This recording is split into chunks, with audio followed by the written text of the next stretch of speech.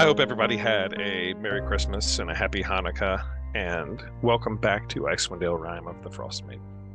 When last we left you guys, you had left a secret Dwergar outpost in the middle of, nestled in the foothills of Kelvin's Cairn, the large mountain, volcanic mountain in the center of the Icewind Dale.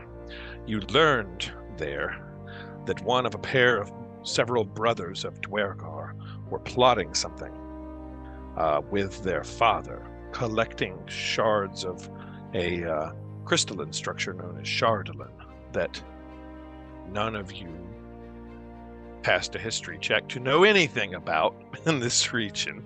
So you know that it has some sort of demonic, evil property to it. You learned about the names of the brothers, whose names escape me immediately at the moment. Nildar Sunblight is the one that you had captured and lowered into a pit and had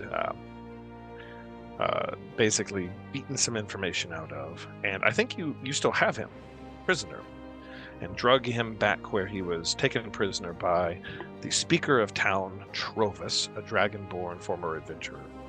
Nildar had basically told you that his father, Zardok Sunblight, would raise this entire area.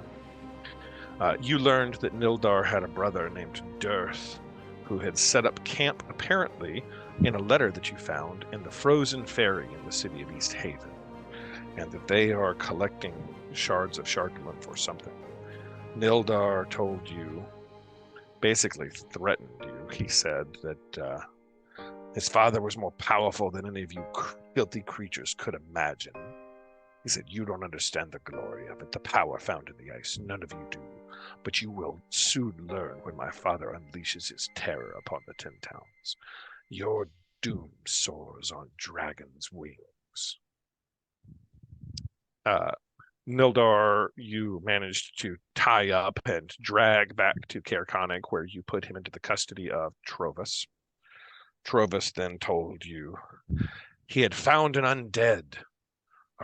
They had found an undead, a horrific creature bearing an evil sword, wandering outside of the town, which was, they eliminated, fortunately, destroyed, and burned its corpse, protecting old wounds, protecting the fair citizens of Cairconig from this undead menace. Yeah, so that's what you'd found in this Dwergar outpost. There's apparently a plot by somebody named Zardok Sunblight and his sons Nildar and Dearth Sunblight. Dearth, you learned, was set up at the frozen ferry at East Haven, and they have been collecting shards of Shardolin, and they had stolen the light post from the Northern Light and many other pieces of this substance around town. Trovus warned you not to touch the stuff, that it carried with it some form of evil. You were given free drink and board, and you were able to stay the night there, and you had planned to make your way to the city of East Haven.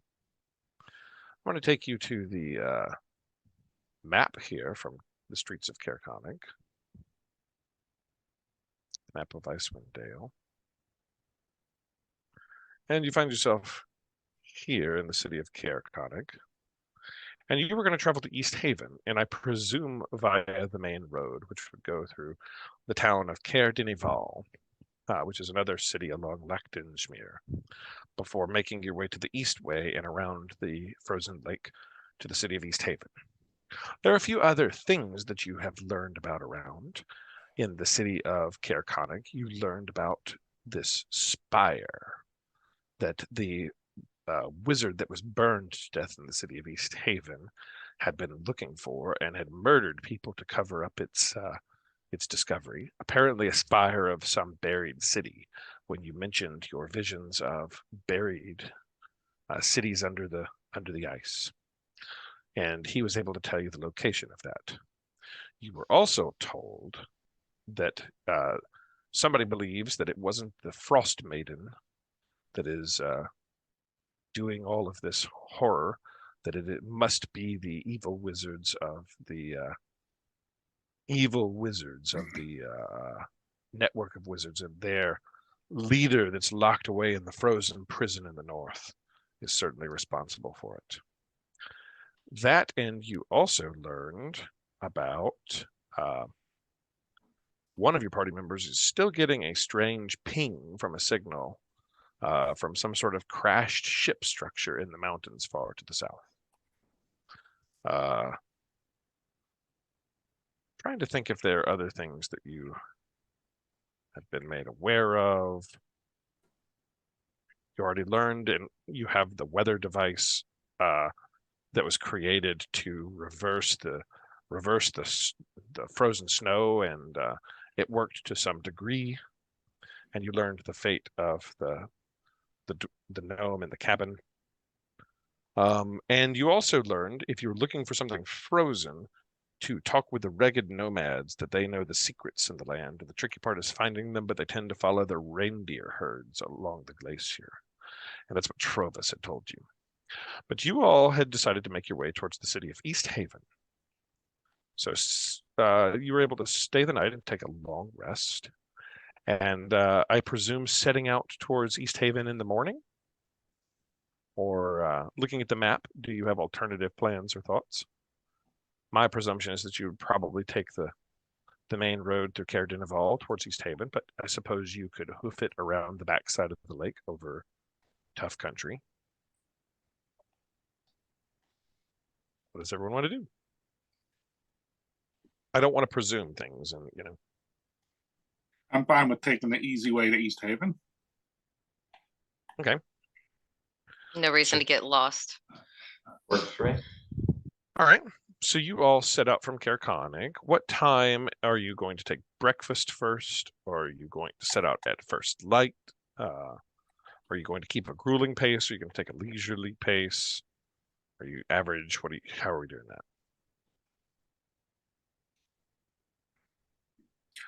I'm a robot, so I will defer to the meat bags on whether we eat or not and when we leave. What say you, meat bags? Cadillac. You have been offered free food here in the city of Caer Konig, which is not something you get most places. They do have a breakfast. I'm always up for free food. Yeah. Free food. So Ordella and Granite Guts are interested in free food. What about Toot and our newly evilly minted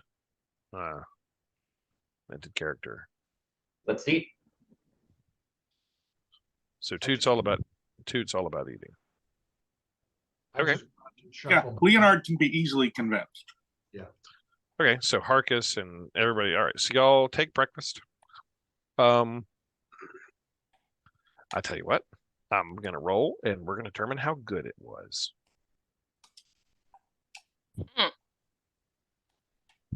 Shall see. I rolled a 2. It's not that good. Ew.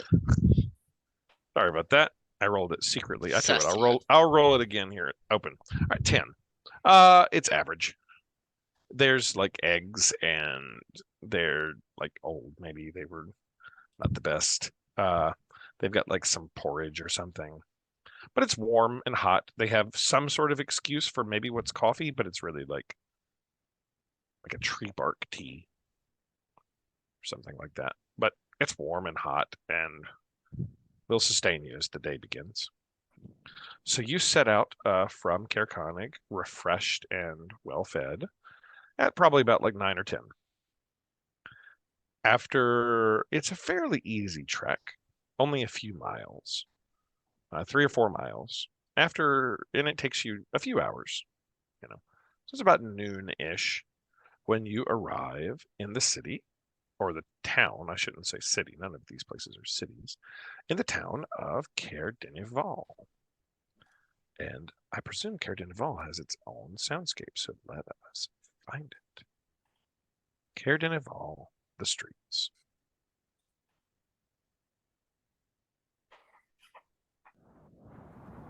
Windy. I had to turn that down some. All right. Woo! Kind of creepy. Let me find it. I have too many things open.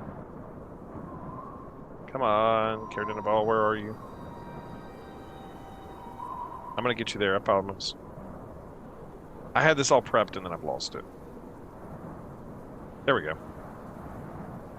All right. You arrive on the outskirts of this town of Caer-Dineval. It is cold, blustery, wind is whipping, and it is on a outpost with a frozen lake with a couple of docks sitting at the bottom of it. I'm going to turn down the volume on this just a touch here.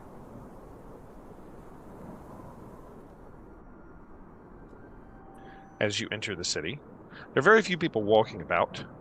You see one large building over to your left, and then what looks like a four-towered keep overlooking the mountain that is one of the Cares. This one is not destroyed, like you were in the town of Caer Konig, and the Caer was entirely destroyed. This one is intact. There is some smoke rising up from this Caer in the distance, and you have a little bit of smoke rising from the with the creepy music. Sorry. A little bit of smoke rising up from the nearby, what looks like maybe a tavern or something, single large building. The road continues on around the outskirts of town and continues on southward. Not many people walking around. It is about noon. What do you guys do?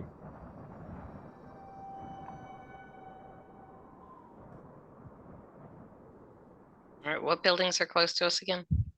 There is a single large building here that looks to be some sort of tavern or something like that. You hear some activity coming from it. There are some homes, mostly like cottages and things. You haven't seen any obvious like shops immediately nearby you. And then there is a single large castle-like keep situated at the top of the hill here, overlooking the harbor, where there are some, what looks like boats frozen in the ice. I vote tavern first. Easy enough. Okay. So, do y'all want to stop in the tavern? Are you passing through town? Jeff, the castle. I had a vision of a castle type area. Does this look like it is compatible with that vision, or was it more the ancient ice architecture type stuff? Why don't you roll me insight? I will test your memory.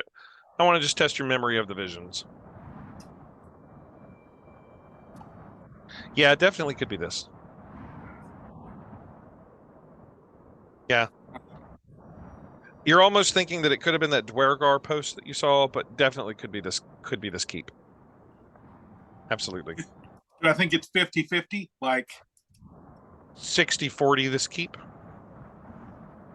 Okay, because I've got the sketching of it. Oh, you made a sketch. Yeah, then you're certain it's this keep. Okay, and that image was from like down in the ravine.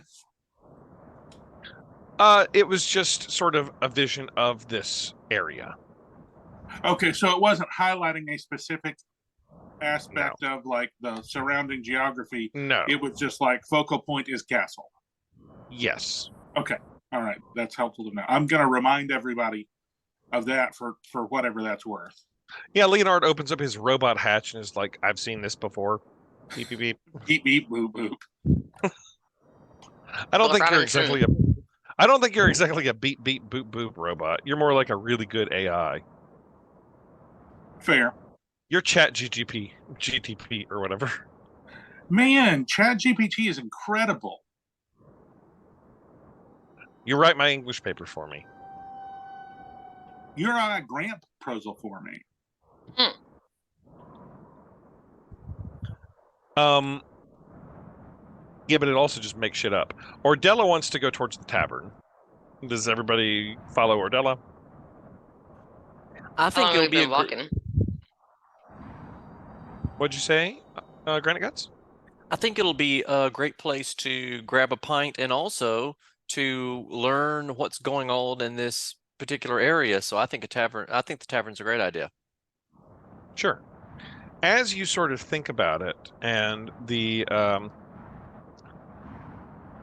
map you have of the Icewind Dale, to make it around the bend and the east way to East Haven is about 10 miles. 10 miles through the tundra by foot. It is noon. If you were to try to make your way out to East Haven, there is essentially 0% chance you could make it before nightfall, which would mean you're camping and spending the night in the tundra somewhere. Nope. If you were to leave the town at this town at this point. But we could make the journey in Yeah, a that's what we- full day. Kind You of. could. It could be made in a full day, but if you left now at noon, having taken a breakfast, Yeah. and like taken your time to get to Care Dinival, then you would not make it to East Haven before nightfall. So you head over to the tavern, and you see a sign on the outside of it that says the uphill climb. It seems to have a spectacular view of the frozen docks. And as you enter the tavern, I don't have a tavern map for this, so you'll just have to bear with me. Maybe I'll just reuse a map. Would our viewers care if I reused a map? Oh. They might. I'm fairly You certain could also that just three of tell them us. would be okay Is with it it. Or they may not have noticed if you hadn't have said anything. Is it a That's what I good was saying. tavern? So we A can just like mediocre delete tavern? that part. Yeah, Rewind. just scratch Bad tavern? Scratchy, It just- scratchy. scratch that out. You guys didn't notice that. Look, a brand new map. Never before used. Yeah. What's the hamburger shop from Coming to America, McDowell's? This is like the Yes. McDowell's version of Yes, of it's McDonald's. tavern. You enter the uphill climb, and a human man approaches you all and says, "What have you? What'll you have?" But which is it? Name's Rourke. I run this establishment. What can I get for you? Guess I'll have some The- meat. The tavern is relatively empty. Hmm. He looks over at you and says, "Well, I have a little bit of mead. One mead. What have the rest of you?" I'll have an ale. "I don't have any ale." Well, I guess I'll have a little bit of mead. "Two mead." Make it He looks three. over at you. He looks over at you. Toot says, "What have you?" Make it 3. And do you have rooms? "No rooms."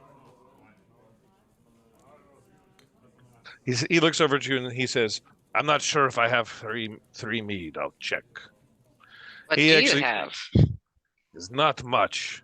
The ferry out of East Haven has been frozen. We're not getting many deliveries these days. It shuts down our supplies, and ever since the ferry has been out, we run short of most things. Beer. I do have some, some brandy, a little bit of mead, like some other, like fermented wines. I'm sliding from Russian into strong pad here.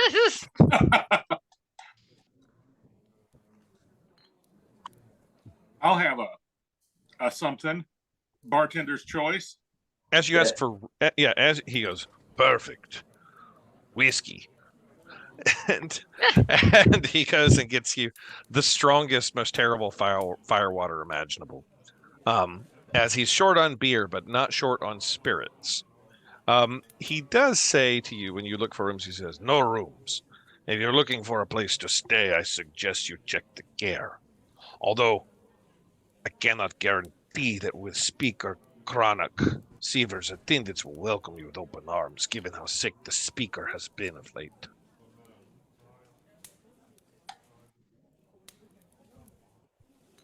Speaker Chronic Severe. How long has he been sick? At least the past month. Oh, Hardly see him. And when you do, he looks frail like ghost man. Skinny. ew. Like it's chronically severe. Like he's losing weight, chronically severe. Yes. Wizards put puns into their writing. Har har har.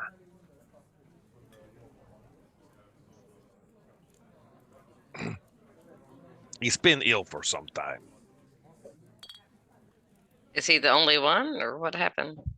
He is speaker of town. I am not doctor. I just know that his attendants take care of him.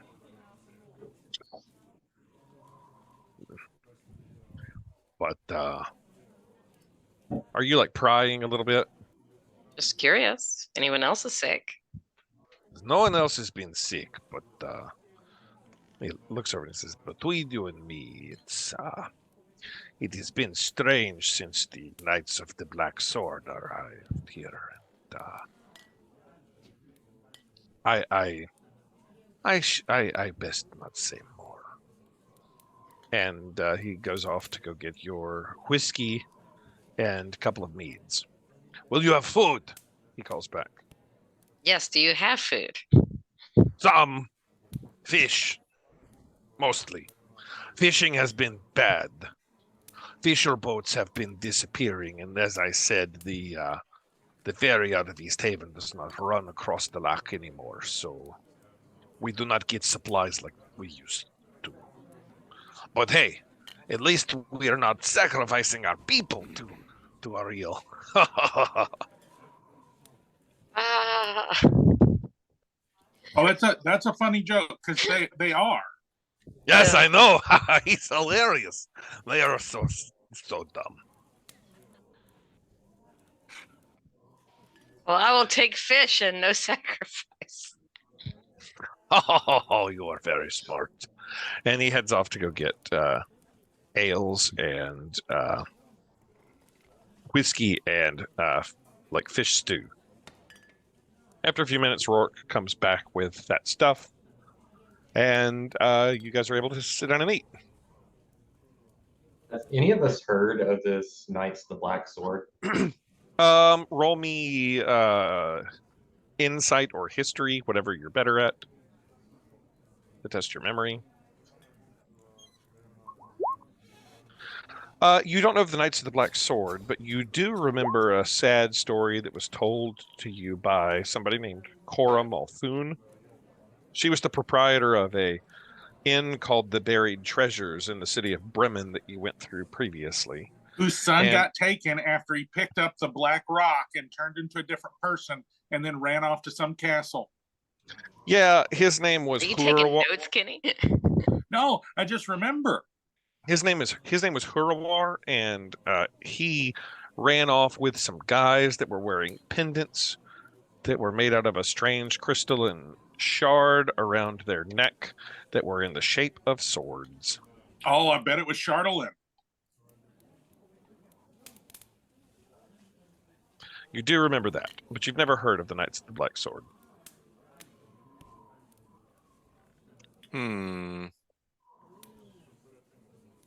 But the magic mirror told us to come here for one of the questions I asked. Don't remember which question it was. Your question was, how do we unravel this mystery? Where do we get more information as to what's happening? Basically, you asked, like, where should we go from here? Which is really broad. Well, yeah, I just remember, I couldn't remember which question that was because I remember I asked that and I asked about cool magic items. Yeah, this was Which- in the where should we go from here if we're seeking to, like, save this world. which All may mean right. multiple different things because there's multiple different evil forces at play here. It's not all the Frostmaiden, just so you know. But yeah, that's what you remember. You remember the tale of Cora Malfoon and Hurawar Malfoon in the town of Bremen in the buried treasures, which it may further jog your memory because I reused the map for the buried treasures for this bar.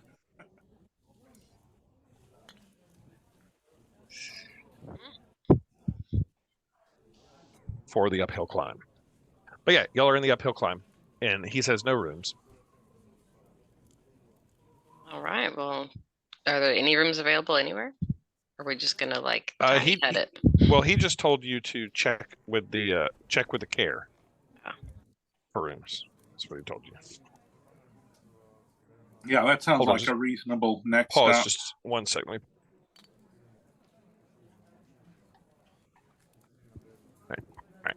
All right. So are y'all going to go over to the care? After I eat my fish soup. You are able to eat your stew. Yay. Very well then. Yeah, he basically is blaming the cursed winter and the closing of the ferry for his business woes. Mm.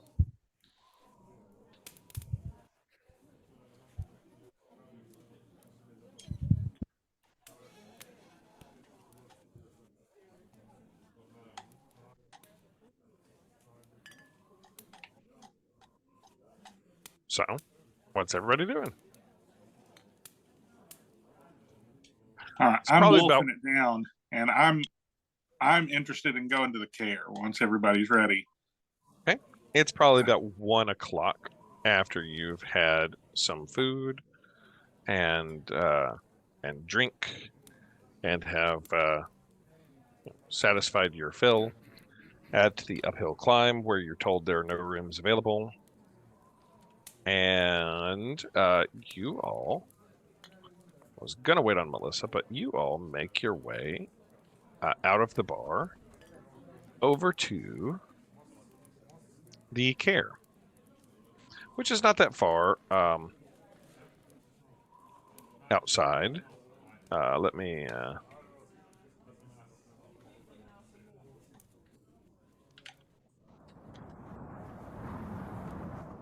Again, it's windy outside, and you're up on the top of this area. There are some, like, capes and cloth banners that are flapping on the outside of it, and the banners seem to appear like they're the banner of the town, which is basically a tower overlaying a red fish on a blue standard background. You hear dogs barking in the distance in the keep, and you all are here outside of a couple of large towers. It is a sturdy stone castle that appears devoid of warmth and ostentation. It squats atop the cliffs overlooking the town and the frozen harbor. Warding the castle entrance are thick, battle-hardened wooden doors. There are 4 cylindrical guard towers that have wind-worn flags bearing the town's heraldry fluttering above their tiled conical roofs. The towers are connected by icy battlements and parapets. Atop the castle walls and within the guard towers, torches flicker. There are few people on the outside. Snow covers the ground outside.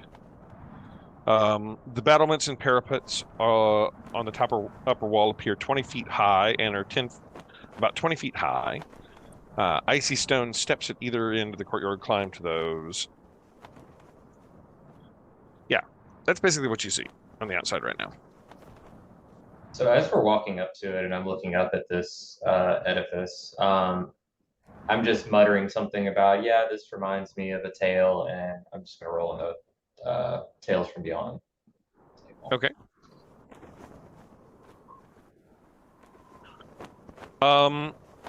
Yeah.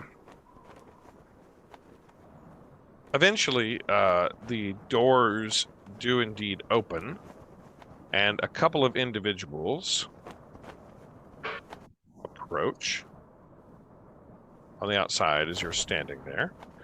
They are wearing what looks like some form of armor, and you don't see much else. They have some sort of like shielding over their face, and they approach you all and they say, "Halt! In the name of Chronic Severe, what business have you here?"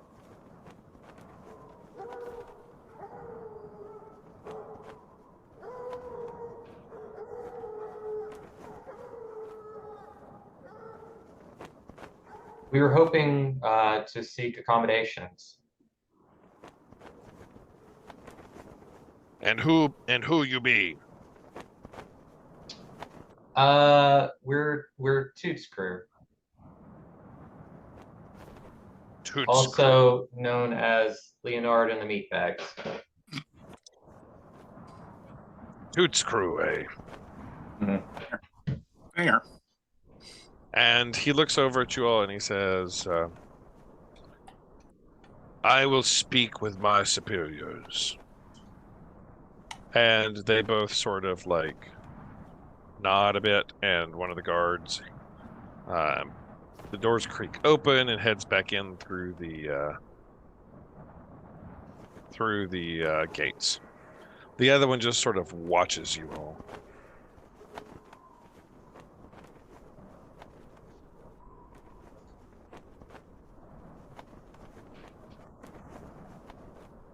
You're let to sort of stand here. Go ahead. So basically the entire time that we have spent now, I have been lamenting the loss of my undead friend. And so I'm sitting down on the ground on one of my mini pelts, and have my sword of life stealing out in my lap, and I'm just running a rock sort of down the blade, sharpening it as we wait. Okay. So you're sharpening up your sword as you sit there waiting. Just as a like, are you sort of sad gesture to the loss of my undead? Oh, I see. comrade. I see. I didn't know if it was a threat that you were sort of trying to generally make. You're honoring your mummy. It's my melancholy. Gotcha. After a moment or two, the man returns. He's wearing, as you'll look at him, you notice, indeed, he is wearing around his neck a necklace with what appears to be a sword that is made out of a very similar substance to the chatelaine that you have previously seen. And he looks at you all, and he says, "Kadroth bids you welcome." And the doors are opened, and you all are welcomed into the keep. And he sort of points forward into the keep, like beckoning, enter.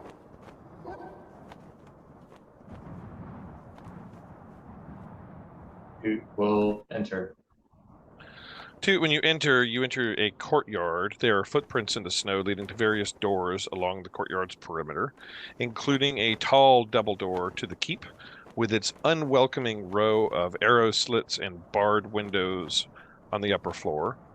To the east of the double door is a small single-story building with a slanted snow-covered roof. West of the double door are two unused merchant stalls with torn canopies. Tucked under some icy stairs in the northwest corner is a slender wooden hut with a crescent moon carved into its flimsy door.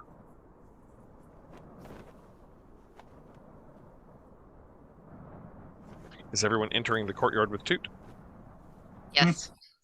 Yes. Right. Go ahead and move yourself into the courtyard where Toot is. Dun, dun, dun. Yeah. As you enter. As the door closes behind you, roll initiative. In fact, the door does close behind you. And the one man wearing the armor and the shard thing, he points you towards the large double-doored building there, and says, Kadroth would like to speak with you. That way. And he points towards these double doors, and he sort of goes back to, like, whatever guard duty he had. Just sort of like leaving you in the courtyard.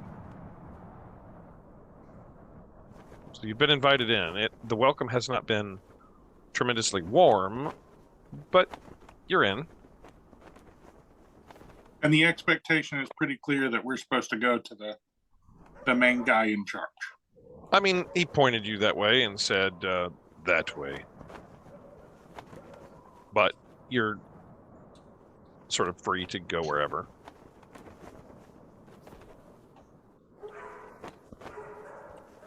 As you get closer, you hear the barking of dogs coming from what sounds like a kennel in this building here. Becomes much more clear.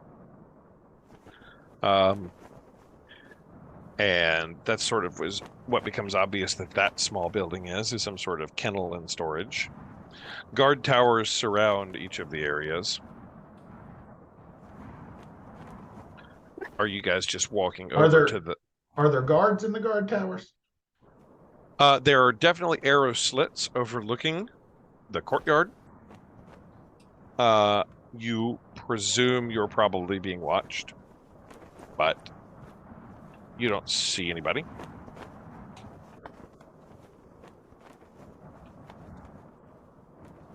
There are icy steps that lead up to the tops of the towers. And there are doors entering the bottom here. I'll go where they want me to. I'm not trying to provoke a fight. Okay. You open one of the doors heading into this main building. And what you enter into looks like what was once a grand hall. It's dimly lit by chandeliers that are missing most of their candles. There are 3 long tables in the center of the hall that are littered with dirty dishes, which a young tiefling servant is slowly collecting. I'm going to change the audio profile.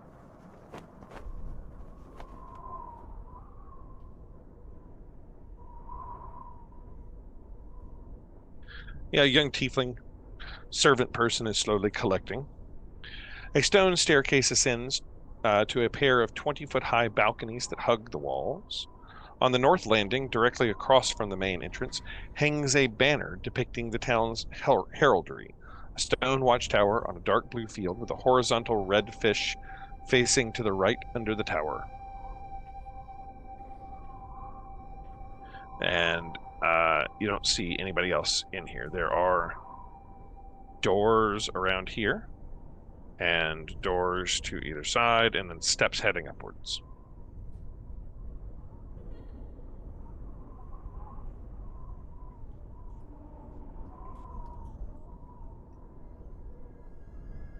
I'll look over at the tiefling and just say, hi, excuse me, can you point us to Speaker Severe?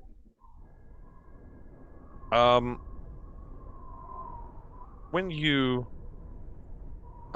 do that, she sort of like cocks her head to the side a little bit, and almost seems a little bit I don't know, maybe confused a bit, but she points upwards, up the stairs, and she says, I just clean up. I just clean up. You want the speaker? Severe? I think they keep up.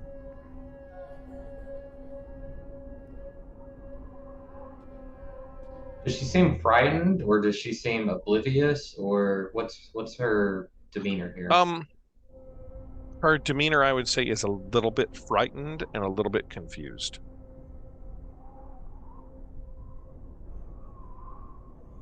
I glance around at the others. But she points up and she says, I just clean up. What's your name? Mir? Mir? How long have you worked here, Mir?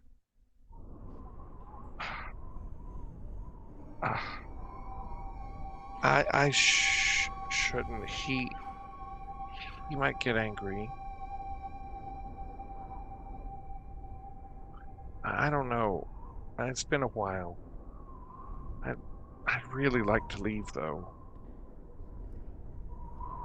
I sort of look around and I say, it appears that this hall has seen better days. She says, I know all of it. It used to be a great family's hall. The Denival family, years and years ago, 500 more years. They tell stories of it. It got conquered by orcs and then retaken by humans, and it's seen better days, I'd say, for sure. She says, I don't know if I should say anymore. Are you in trouble?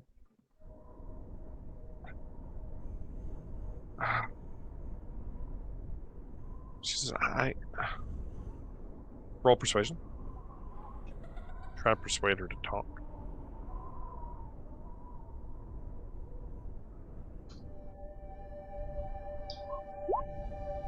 Okay, 19. Yeah. Just say, he keeps me here. Kadrath.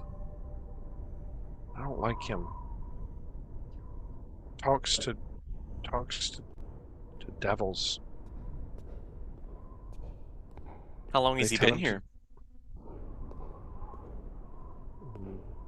They've been here for a month or two. They came here telling the speaker that they would help negotiate with the fishing and help us get food back from East Haven since the boats haven't been running. I heard there were some adventurers that were supposed to solve that problem, but they didn't.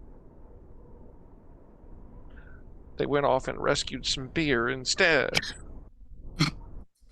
It was some good meat. No. Here's for a good I don't actually say that. She doesn't actually say that. She says they've been here for a month or so, and they told the speaker that they would help with the problems, but all they've done is kind of taken over, and they're not nice. That's all I know, is that they're not nice. I want to get out of here. He may hear me, and I don't want that. She looks to be about like 14, maybe. She's young.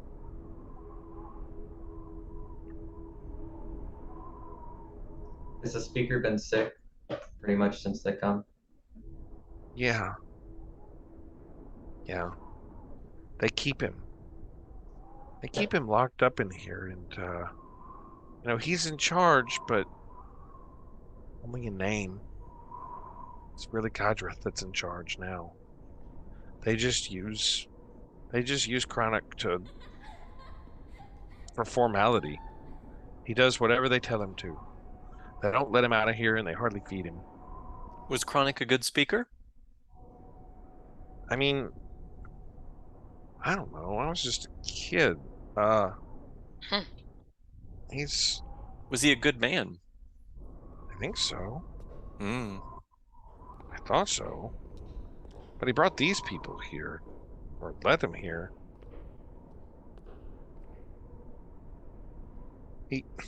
Maybe he made a mistake. I don't know. He used to just be kind of a. He used to yell a lot and like. I don't know. She doesn't really seem to know a lot of the politics of was Chronic Severe a good guy or not, but just that she doesn't like who's running it now.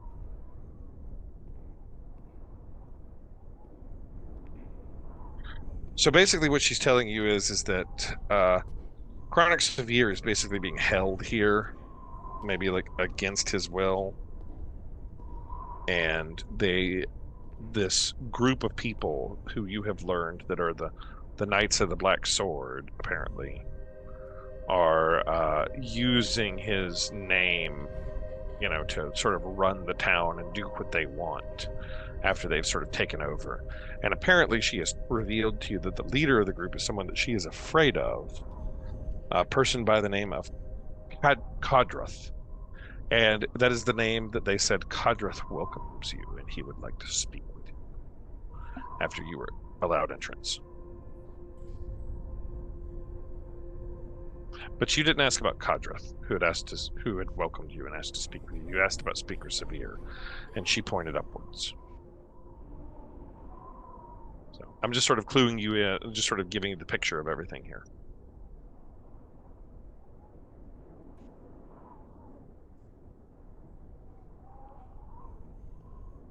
Well, I think we got a problem, and I think we know how to solve it. And how does this group solve problems? Violence. With a sword of life stealing. We do it so well. That's up to you guys. So you, At this point, have I spent enough time with my new sword to know what it is? Yes. Okay. It's not I a still monk need to weapon. find out my It's not sword. it's not a monk weapon though. Have you attuned to your sword? Have you examined it? Yes. I've not. Melissa, you have? I have not. I need to. Okay. Yeah, you're gonna need to. What you have is a beautiful jeweled sword. How do I attune to it? I just during your downtime period, you investigate that sword. Okay. And I shall. I'll tell you what it is in a minute. Okay. I'll give it to you. Okay. So what are you guys doing? Going upstairs, going in some other room, asking where Kadrath is. We're going to see him. I guess we should go up to Kadrath. Or going to Speaker Severe, Well, I feel like those are both in the same direction. Like wherever they've got him, it's probably in their administrative, whatever space they have set apart. Sure. Is mine a long sword of life stealing? I honestly don't remember.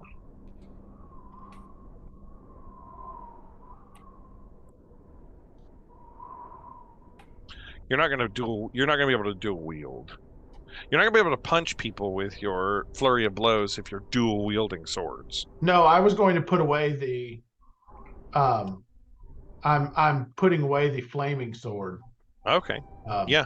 If you're going to put away the flaming sword, then I'll grant you that you can use it as a monk weapon. Yeah. Just one at a time. You're not going to be dual wielding magic weapons. No. I want to punch them with my sword. The sword punch. Okay. So heading upstairs? Is that what we're doing? I reckon so. Okay. One moment as I figure out what that jeweled sword is going to be. You've had like a month. I'm kidding. I know what it is. All right, you guys head up the steps, and I'm going to drag you to a new location.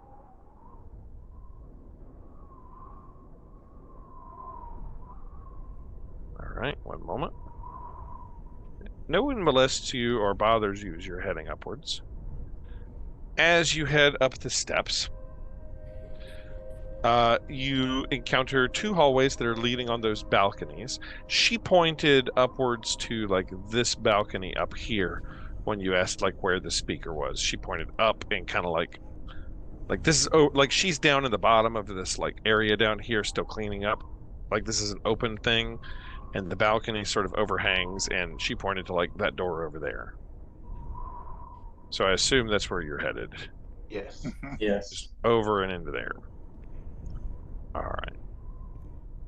You head over there and open up said door and enter into the room.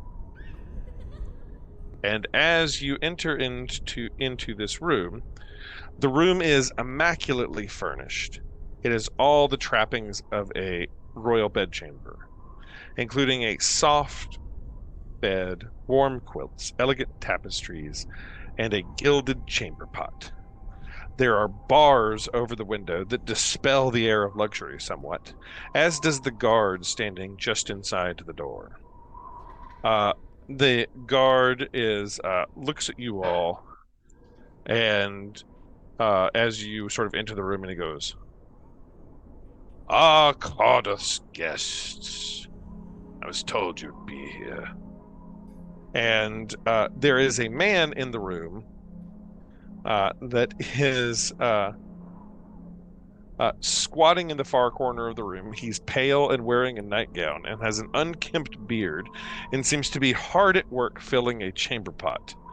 And he looks up at you as you all enter and he goes, "Perfect timing." Clearly. His voice is dripping with sarcasm as you have all entered with this half-naked, scraggly bearded, skinny, pale man who's sitting on the chamber pot.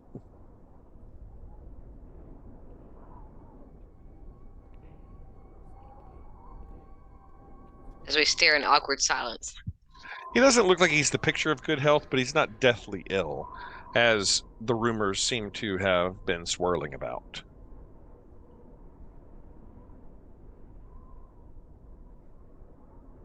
The guard that seems to be guarding the door as you've entered looks over at you all and says, "I don't know what business you have here, but you should probably go see Cardiff."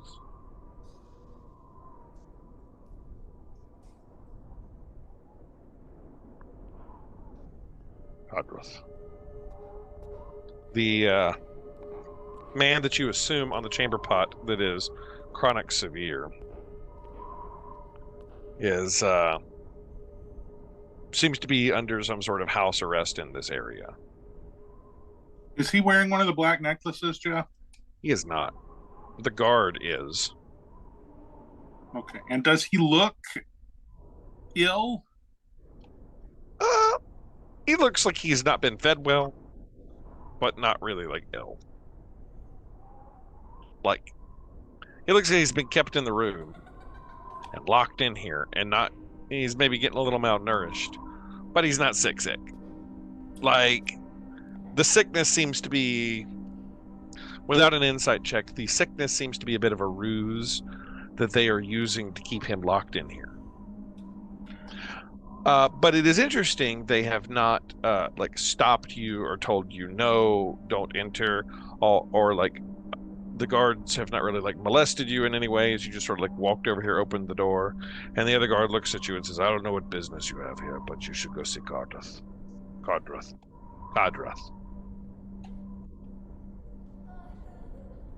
Okay. I guess. It seems to be one guard. There's one guard that's here. He's armed, and the speaker man is not armed. But so I assume you could easily take him. But he hasn't made any motions to like attack you or molest you or like stop you. You've been given relatively free reign here. I guess we go see Codrath. Okay. Cadroth? Codrath. Codrath. You tell me. Kadroth. Codrath? Cadroth? Cadroth? Kadroth? I don't know. Kadroth. I'm going to say Kadroth. Sounds good. That works. All right. He points, if you ask him, he points back downstairs, and there is, he points over sort of towards the northeastern corners of the room, of the area. So you guys head back down. Mm-hmm. Okay. Leaving speaker, who's it? Hang on, I gotta drag you all. You're not up here in the watchtower. You make your way back down the steps, and the young tiefling girl is there, and she sort of looks over at you all and says, "Oh, you found him? Oh. You're back here. Be careful." And do you, like, ask her where Kadroth is? Yeah, I'll tell her, turns out we need to find the other guy. Yeah, she points Kadroth. towards this door over here. To the door. Yeah, you go over there and you're able to open it without any difficulty, and you enter into another room where there is a single, like, what looks like a cultist person that is standing there. It's a relatively well-appointed room where it looks like the former speaker of town used to, like, greet his visitors. It's comfortably furnished, and there is a fire burning in the hearth in this room. There is a door to what looks like an office on the far side over here, and there is a guy here that he looks over at all of you and he goes, "What do you want? Who are you?"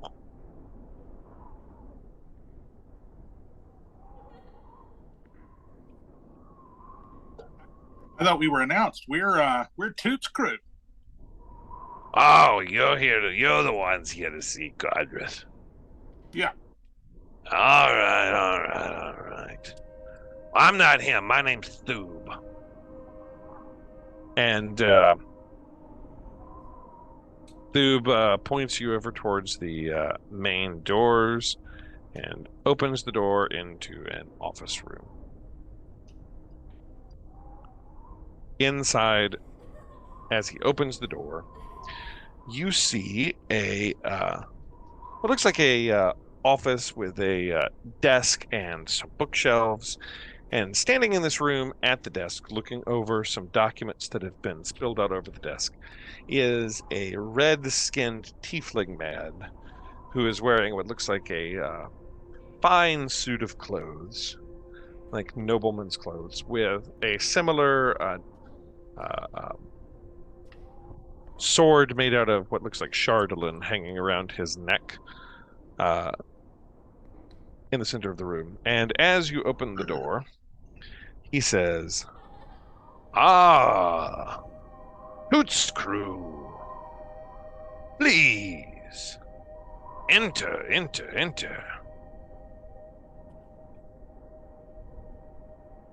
Well, come in. Dude walks in. Yep. Two walk in. Yeah. You all walk in.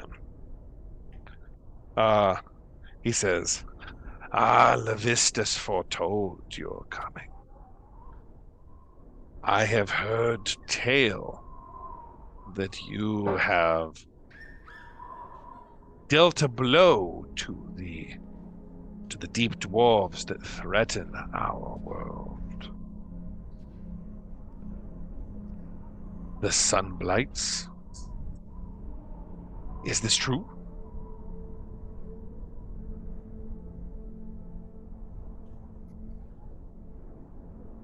And he looks over at all of you. Well, they're certainly not our biggest fan right now. Ha ha ha ha ha. Indeed. Any enemy of the Dwergar threat is a friend of ours. Am I friend enough to get one of those necklaces? You are granted one of these if Levistus speaks with you. You can roll history, or everybody can roll history or religion.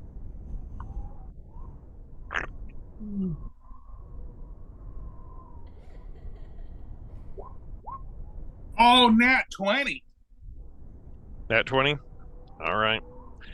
In your memory banks, and Harkus, you get this too, you know that Levistus is an archdevil. And Leonard, you know that he's the archdevil ruler of Stygia, which is one of the 9 hells. Yeah, one of the non-Avernus hells. You went to Stygia briefly when you were in Avernus. Yeah, you teleported through it for a half second. Mm-hmm. It was very, very cold there. And basically he says, like, Levistus has to choose you.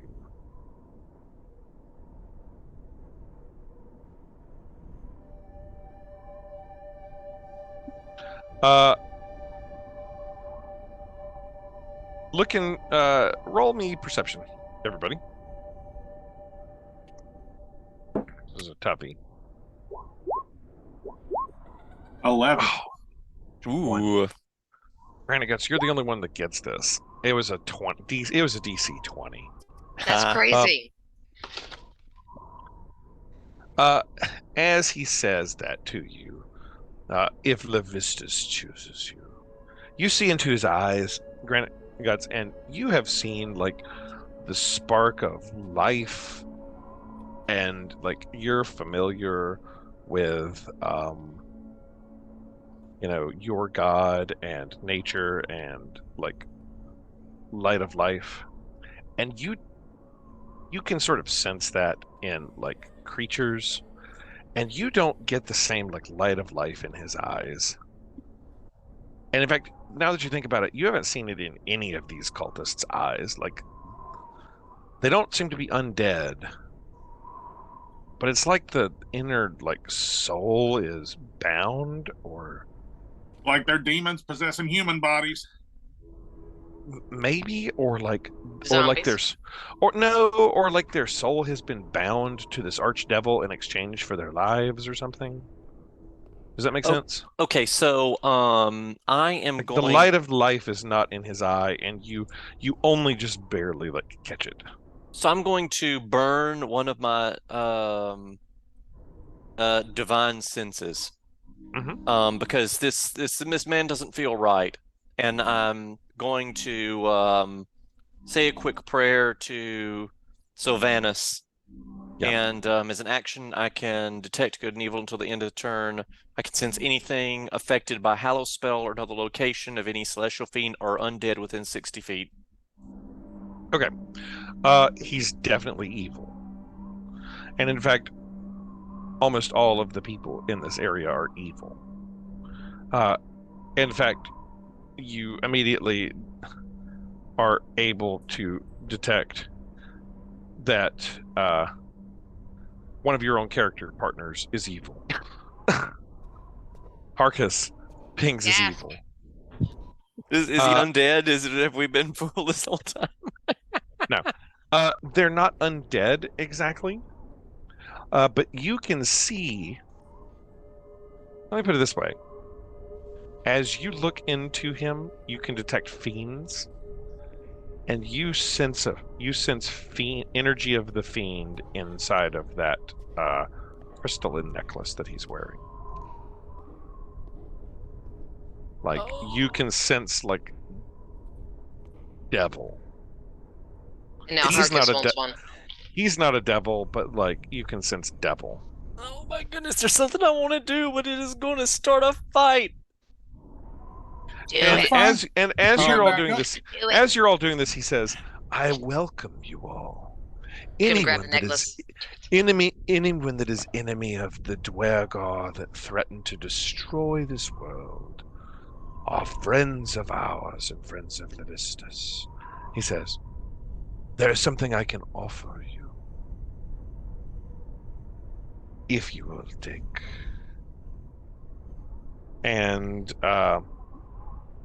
He looks over at all of you and he says, Her Orchestral. She has been our secret for quite some time.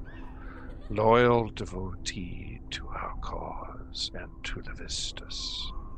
She has the power of foresight.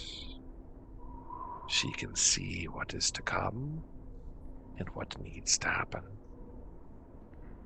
You are on our same side. And Ethel can aid you in that journey. If you wish room and board to stay, we will provide you shelter and warmth. Food if you require it.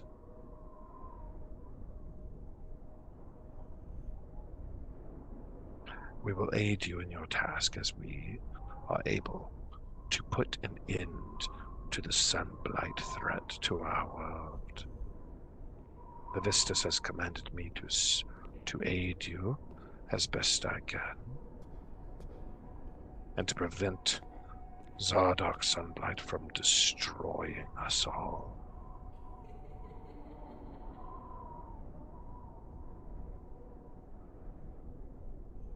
Ooh, moral quandaries, eh? Oh, Danger, Will Robinson. Danger. He says, Hethel, the soothsayer of their area, has information for you. She can see the future.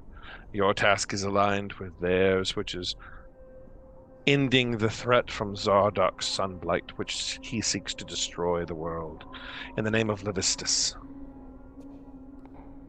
but if she can see the future, and this is just me thinking to myself, if she can see the future, then she would know whether or not we were gonna jack this guy up.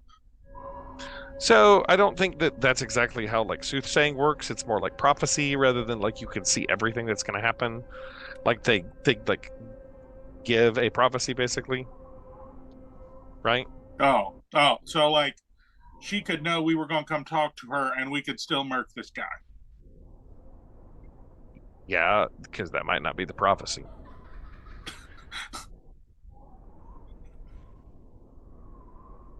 All right. Never mind then.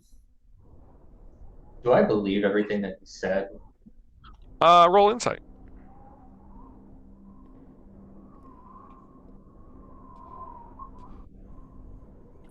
He seems to be being honest, but there is something that is being held back.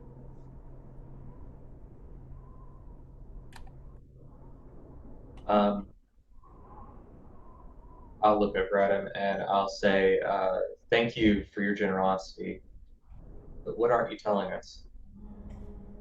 Roll persuasion. Okay. Can I use a bonus action? Yeah. So earlier, whenever I did the Tale from Beyond, I landed on the tail of a clever animal. So can I bestow that on myself? Yeah. Perfect. How are you going to do that? How's that work in role playing?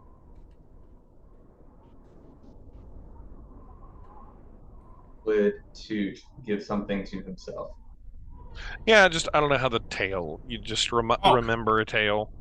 He's just thinking the itsy bitsy spider.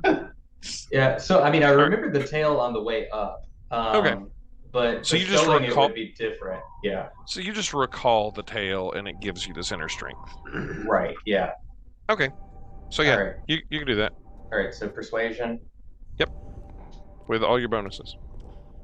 All right. There's that plus my bardic inspiration to D8. 20. Dirty 20. Anything else with it? No. Okay.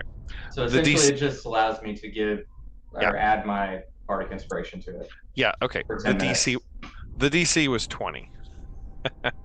Wow. To see if he would reveal anything. It was a tough one, and you got it. He looks over at you and he says, "You know that we follow Levistus. I make no secret of it. Zardox Sunblight thinks that he follows Deep Dura. He believes that it is Deep Dura, the god of the Dwergar, that speak to him. But I know this is false. His mind has been infiltrated by Asmodeus, Lord of the Nine Hells. The Vistus quarrels with Asmodeus and seeks for Asmodeus not to have his reign of destruction happen upon this portion of the world. In stopping Zardoc, you do my bidding in my own way. The enemy of my enemy, so to speak. No harm shall come to you here. Unless you bring harm upon us, no harm shall come to you here. And what of Speaker Severe? Speaker Severe is mine. We rule this area now.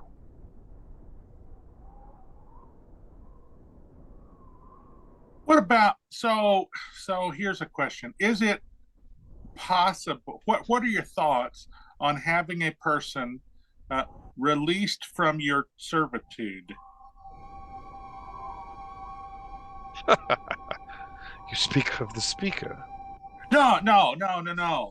There's this lady and her son fell in with you guys, and that she would really like him back, and I just didn't know if that was a thing that you guys did or that we could talk about. Levistus does not release his claim. Would he trade his claim? I do not know. Would he upgrade? Like, what if you could get an upgrade? I'll tell you what he tells you. Since Toot was so persuasive, that's gotten him to open up, and like with a really persuasive way of persuading him.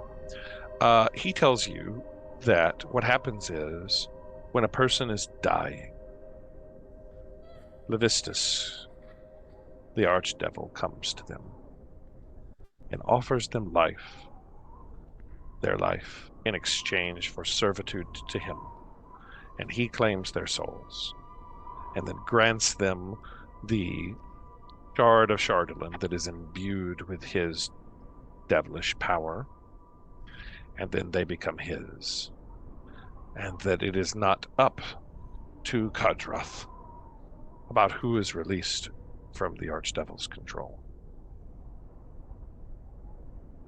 Okay, so the option is essentially death or servitude.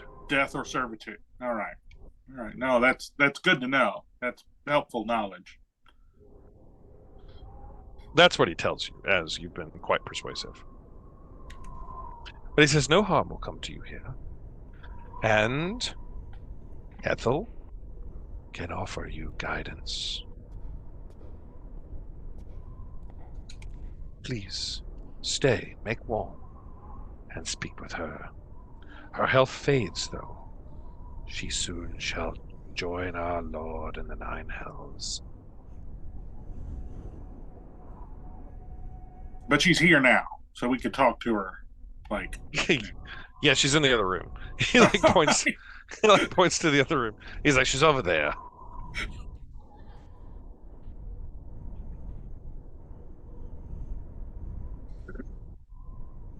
All right, I guess we're at the moral quandary moment where we have to decide if we're working with the bad guys to get more information or take down the worst guys. That is indeed a quandary. I mean, I'm sort of ambivalent about it, but I feel like Uncle Cadillac might have some stronger thoughts.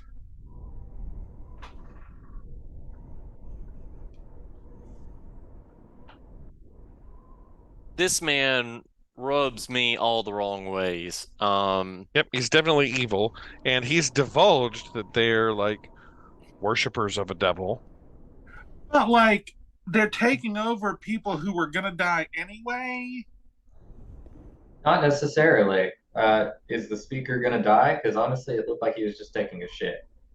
Yeah, he's not going to die. They've just kidnapped him and are holding him hostage, and using his name to run this town. They've basically become in charge of Caer-Dineval. I mean, sure, that's problematic, but like, how problematic?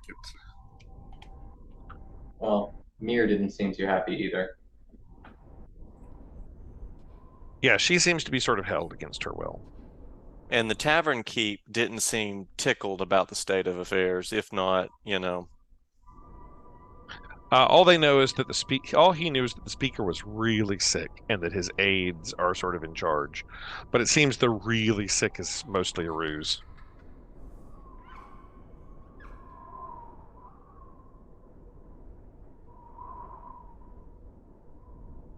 I don't like it.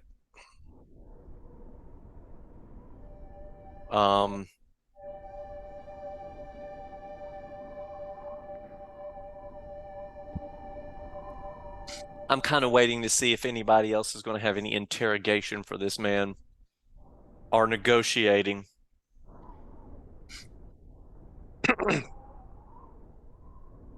He says to you all, rooms can be arranged for you. We have quarters in the upstairs that can be made ready.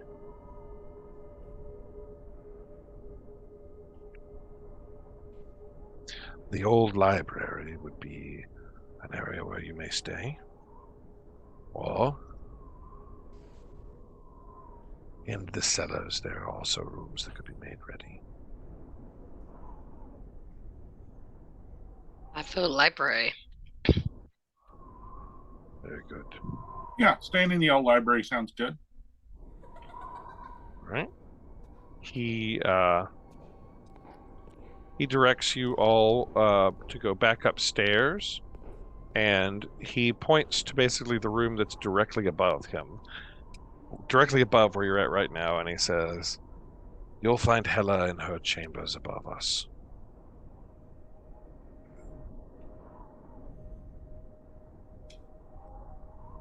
Is that where you guys are headed? Yeah, reckon so. Or are you attacking him and murdering him? We're saving that for later. Saving that for later. Let's continue to play this game of theirs. All right, you head back out and head back up the steps. Mir is gone at this point. She seems to have taken the dishes into the kitchen, wherever that is. And you head back upstairs to the top of the steps over here. And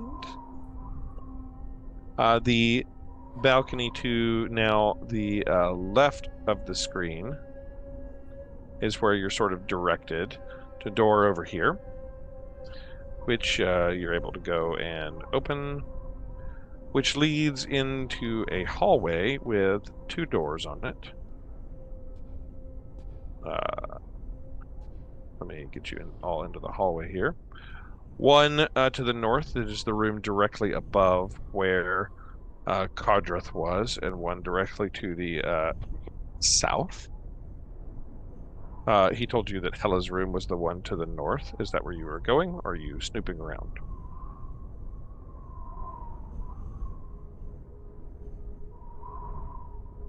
I just took you up to sort of the general area of where he told you to go. I am very intrigued by the prophecies. So I want to get to that, but if other people want to prowl around. I'm snooping.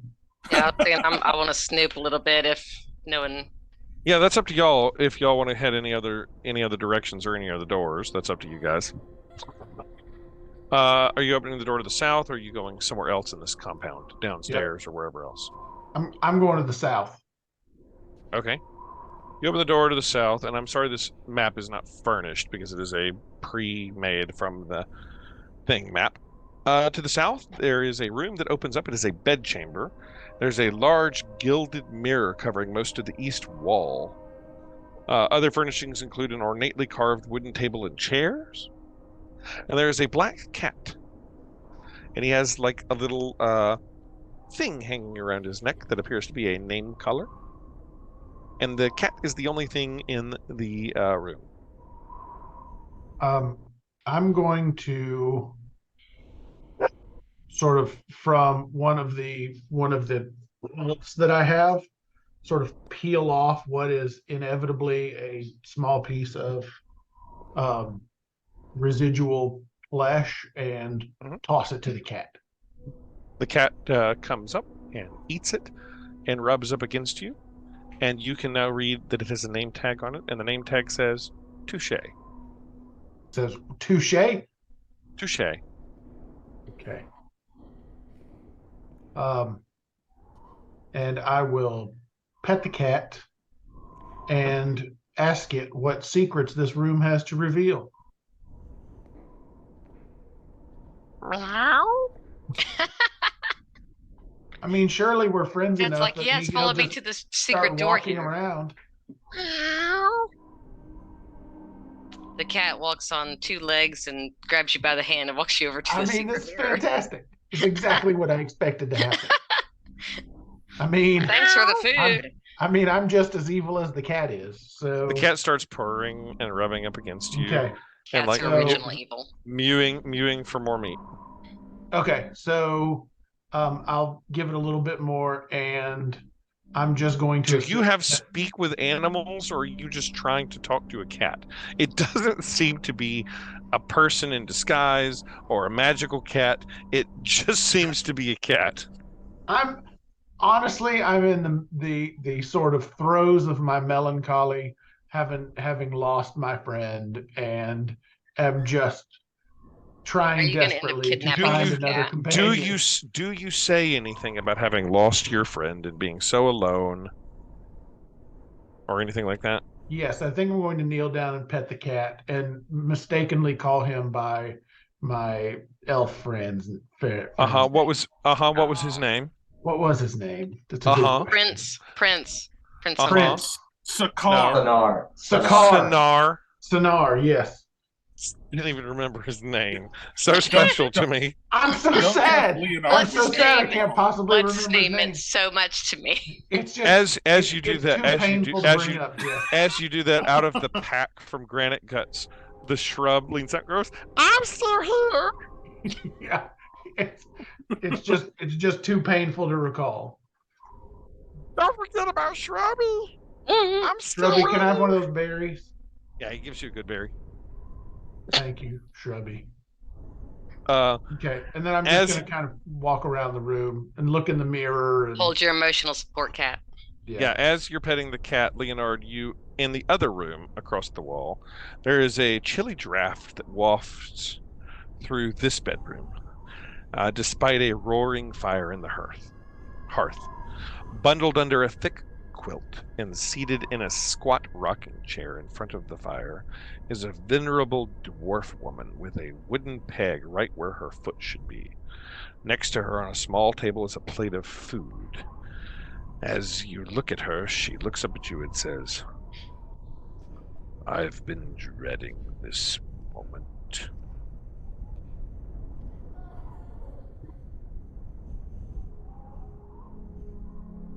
Why is that? Because it means that my time here has come to an end. And it is time for my spirit to enter the 9 hells. Oh well. How do I do a dwarven woman? A mean dwarven woman. She says, "'Tis a pity. I wonder if hell will hurt. Probably." And she spits on the ground and says, "Well, get in. I suppose we should get it over with."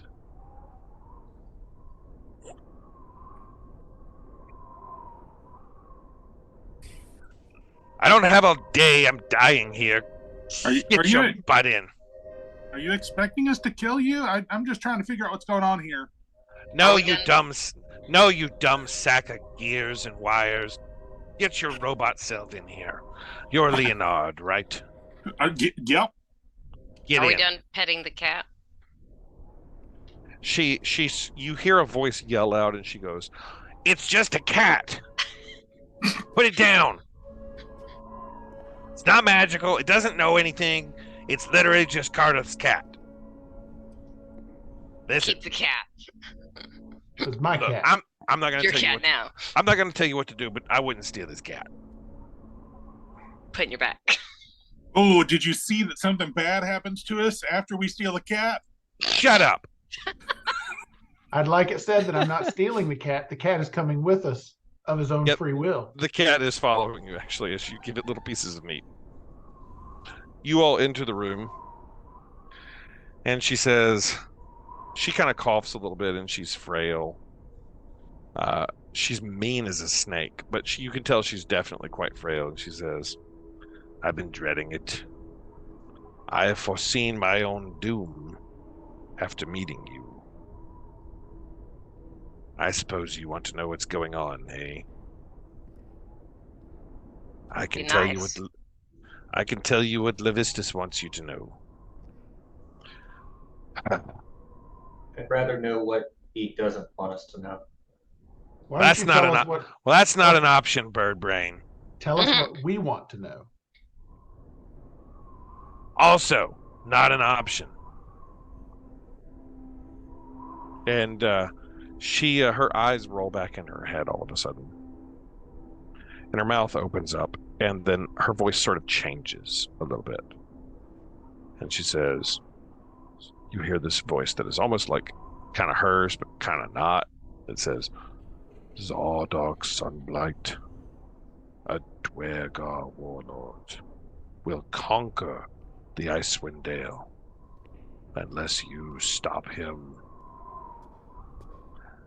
Zardoc has a fortress on the surface, hidden in the spine of the world. It contains a forge powered by the still beating heart of a red dragon. Zardoc plans the destruction of the 10 Towns. If you face Zardoc soon, you may die. You must be strong to deal with him. Zardoc intends to build a dragon of crystal magic to destroy the world." And her voice sort of changes back, and she looks over at all of you and she says, well, I guess that's it. She's gonna and croaks and falls over dead, like immediately in front of you. She just kind of and That dies. escalated quickly. Anybody have Spare the Dying? Tell me more. I am kind of curious to lay hands on her and see what happens. She's like, no. My time is coming. So You come back right now. Do you try to do that? Give her a cat skin. Just like hold the cat up. Give her a cat skin.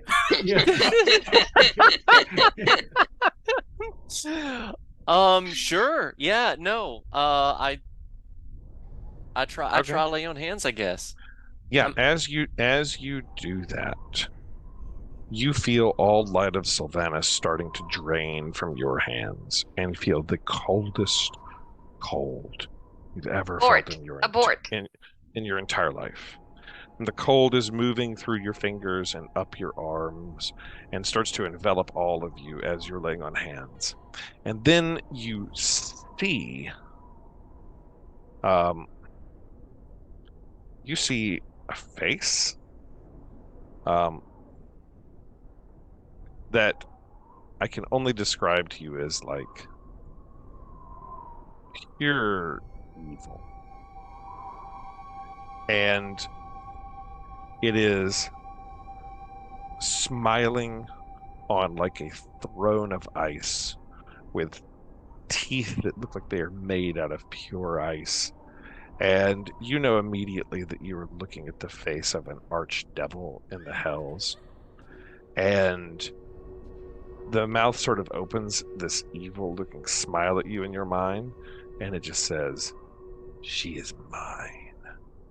And you are blasted backwards as you're sort of released, and the lay on hands doesn't seem to have worked. Can I attempt an action in this? I am going to channel divinity, and use it to turn the unholy. And I just throw open my arms and I just scream, "The power of Savannus compels you." Okay, what does turn unholy do? I don't think it'll do anything, but it's what I'm going to try to do. It's censuring fiends or undead. And it is a gut reaction to being confronted by this demonic thing.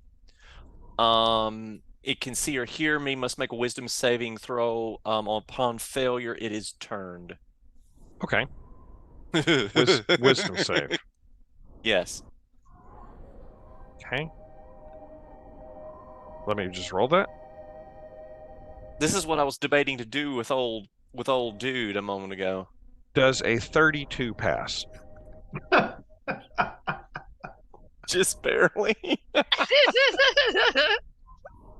You attempt this, and you just hear like demonic laughter, or devilish laughter as the light is drained away from this frail dwarven woman's body.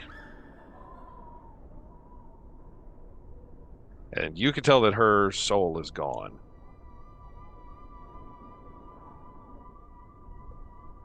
He did call dibs, so I guess that's fair. Yeah. Well, I tried. He was there first. Well, I tried. It is reasonable to try. I had to look up the stats for the Archdevil, so that's like good to know.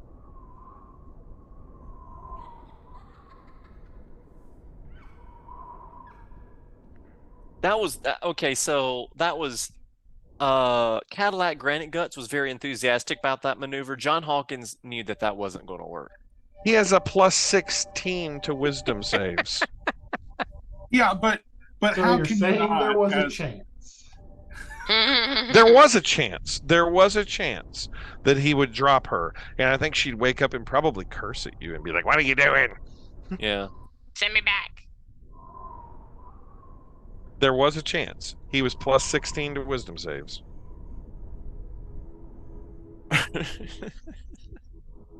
Which tells you that he actually only rolled a 16 on that dice. For the 30.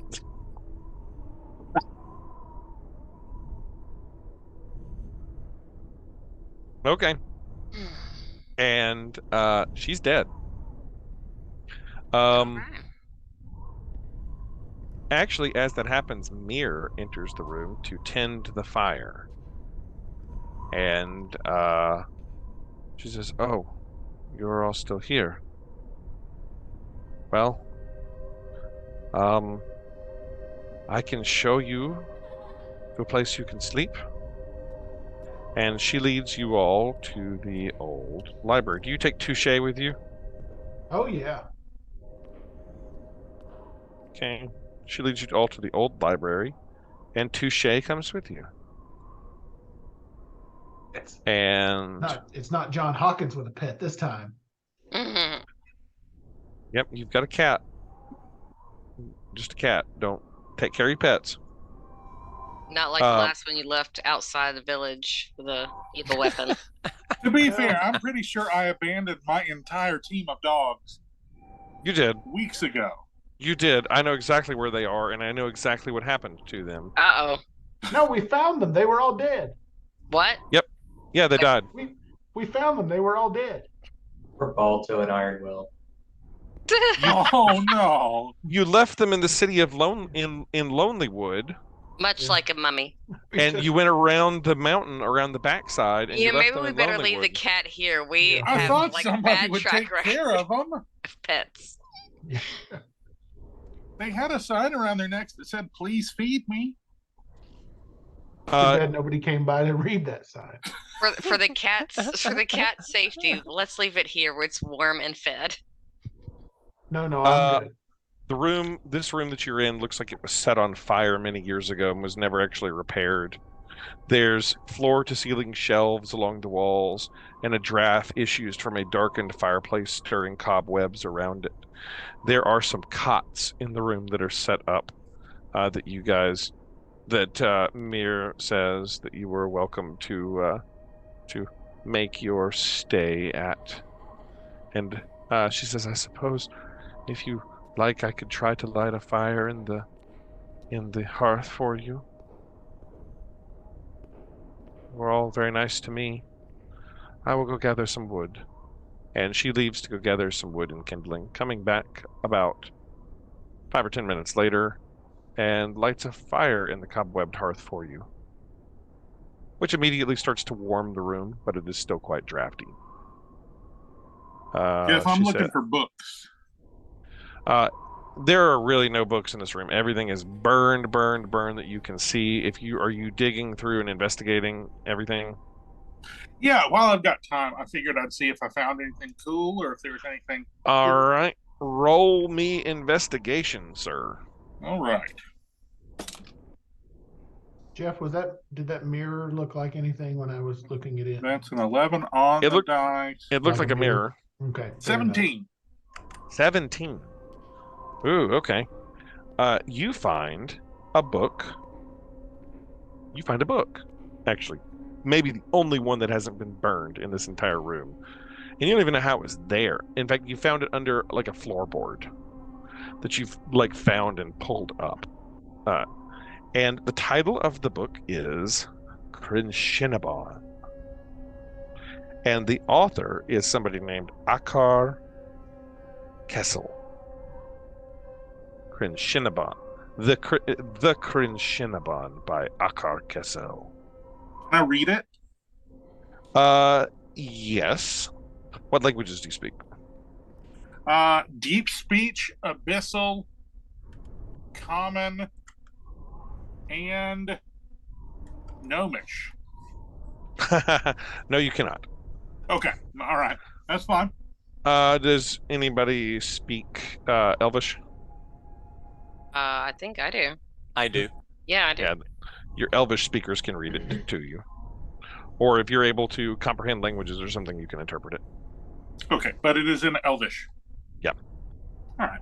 Seems to be. If you're reading it over, it describes the author of the book. He describes himself as a wizard by the name of Akar Kessel, who found an artifact suffused with demonic magic that he called Krinshinabon.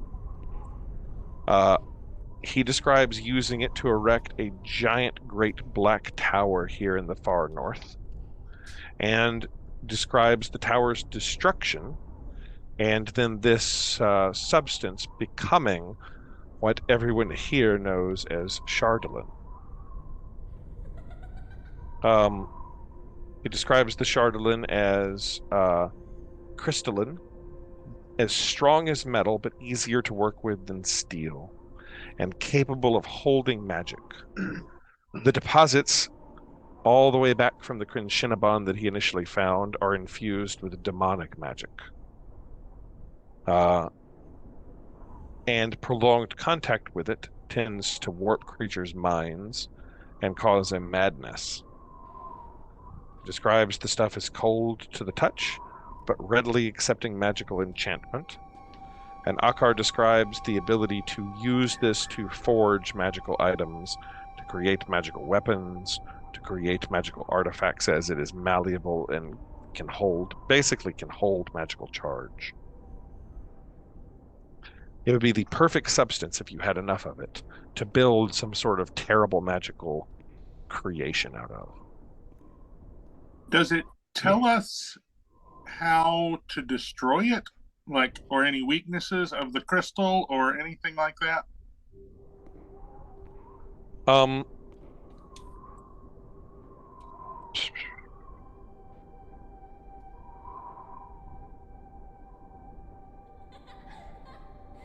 How to destroy it. Not that you can find, at least in these pages. Trying to think of how to answer that. It appears to be destroyable by like any other means, like magical weapons can destroy it or enough force, but it doesn't describe any like obvious like just get water on it kind of weakness, Right. And that's sort of what I was looking for. I was looking for it's weak against wind from I don't know. Wind from the mountain. No. Right. You don't find any obvious description of like the kryptonite for this stuff. Basically what you've learned is this wizard discovered a giant like spire infused with demonic magic and used it to build this huge tower that got destroyed, and the pieces of it are what have become Chardolin. And this stuff is malleable and capable of forging and capable of holding magical charge, but a lot of the natural deposits of it around here have evil energies, if that makes sense. Mm-hmm. And that's what you've learned about Chardolin. And I think this is as good place as any to end it for the night. I'm sorry there wasn't any combat, but I hope you guys enjoyed the roleplay session and this weird, creepy like cult that you've taken up residence with. Yeah, that is creepy. There could have been combat, Jeff. It's because we're good at the game that there wasn't. That's because of your choices. You could have just like attacked that dude for keeping the tiefling girl prisoner and said like, we're going to try to free her. Bide our time. But we're learning a lot though in the role play. And I've got a cat. You have a cat. I hope that the cat It's probably going to die. I'm not going to kill your cat. Look at her track record with pets. No, the cat's going to be fine. That's what we thought about the mummy and the dogs. Yeah, I thought for sure the dogs were. But the shrub's okay. You still got me. Yeah. We just need to leave Touche on guard. There you go. Minsk has Boo. Bad. Farkas has Touche. I mean, it's that simple. There you go. I hope you guys had a good time. We will catch you all next week. Can I rename it Guinevere? Can we do that? If that's what you want to do. Its name is Touche. Its tag says Touche. You can change the tag. Cat don't answer to anything anyway. Right. The cat answers to food. That's exactly. My name be whatever you want it to be. I love how it's like I tear off a piece of my hide, one of my mini hides. I just got some meat in my pocket.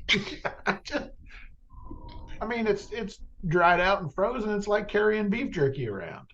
I just happen to carry meat with me everywhere I go. Yeah. I am Southern. And it'll work. Here you go. Let me give you. There's a picture in the book actually of this, and I'll show it to you. That's not Touche. Fragments of the destroyed Black Tower. I was expecting a picture of a cat too. That's what I thought. That's like, oh my god, the cat's actually in the book, and you're telling me this cat's not special? Fragments of Chardolin scattered throughout the Icewind Dale. The destruction of Akarkesel's tower. That he describes the destruction. I'm more sad at the fact that I absolutely misspelled Chardolin in my head, just miserably wrong. The Chardolin comes from the Drizzt novels. The first Drizzt novel is all about Chardolin, if anybody is interested. It's called The Crystal Shard. Oh, I read that long ago. That's why I thought it was an S. Most people refer to it as the Crystal Shard, and it is the Crystal Shard. It is the Crystal Shard of the Drizzt novels. But this is in my world, and I hope you guys are enjoying the Icewind Dale world. It's coming together. Stuff's starting to take off. You guys are on your way to East Haven and passing through this town, and have elected to gather information from the cult rather than like destroy them. Okay. And interesting choices. They're not mutually exclusive, Jeff. I would have predicted that you guys would just go like murder hobo and just start like killing them. Well, that's what I thought Cadillac was going to do for sure. Oh, I thought Cadillac, when Cadillac like saw the eyes of the devil inside of his like necklace, was just like, and I kill him.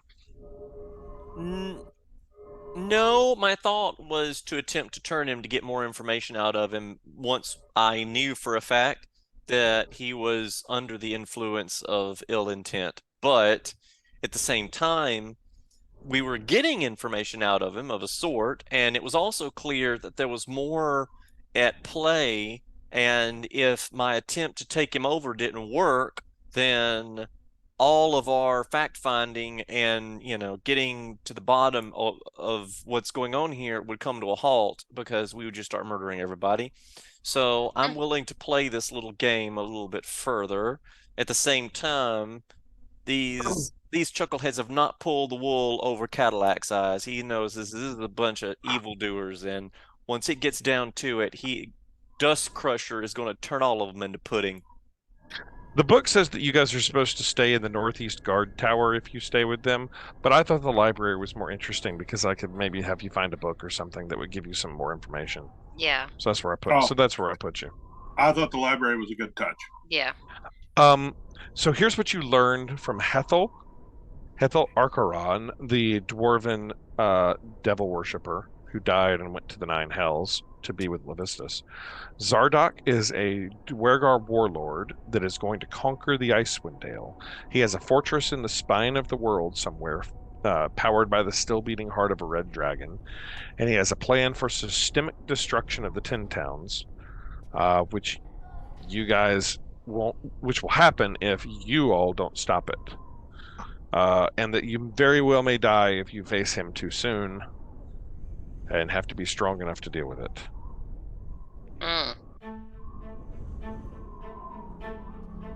Well, we're gonna eat our Wheaties and junk. So. You've also learned that he is building some terrible structure out of the Shardolin. And it has been hinted that it is some sort of draconic thing. The Dwarven Sun said your destruction comes on dragon's wings.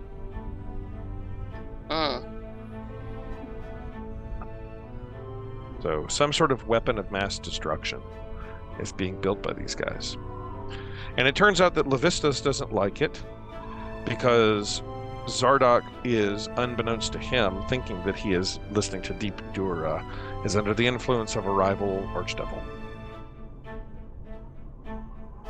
And Levistus is more about stopping his archdevil rivals' attempts to conquer portions of the world than anything else. The enemy of my enemy.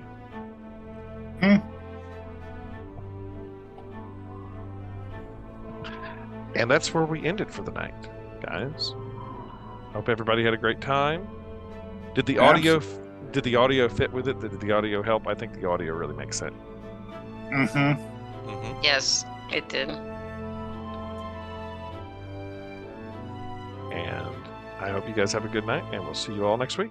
That's awesome. See y'all later. All right. See you guys. Good night, everybody. Bye.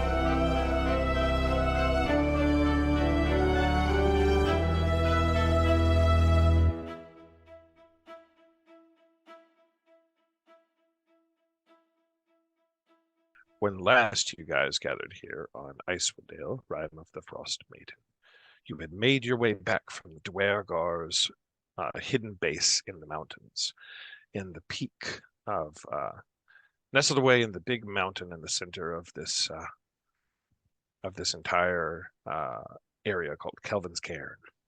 Made your way back to the city of Caer Konig, where Hold on, you met- Jeffrey. I'm sorry, I fucked something up. Can you restart, please? No. They'll have to guess. The spirit I wouldn't it leaves me. I wouldn't stop you if you weren't still right at the very beginning, but I just realized I fucked something. See, this is what happens when we have a week off. Okay, all right. I forget the cadence of things. You tell me when. Okay. The program is okay, we're on the right thing, and Listen, I forgot the name of the speaker anyways, so I was desperately trying to look it up while talking. And if you didn't catch it, I forgot the name of the mountain too. It's Kelvin's Cairn. I was like, the big mountain, the big one in the middle. That one right there. Are you ready? I think I'm for real ready this time. All right. I hope everybody had a Merry Christmas and a Happy Hanukkah, and welcome back to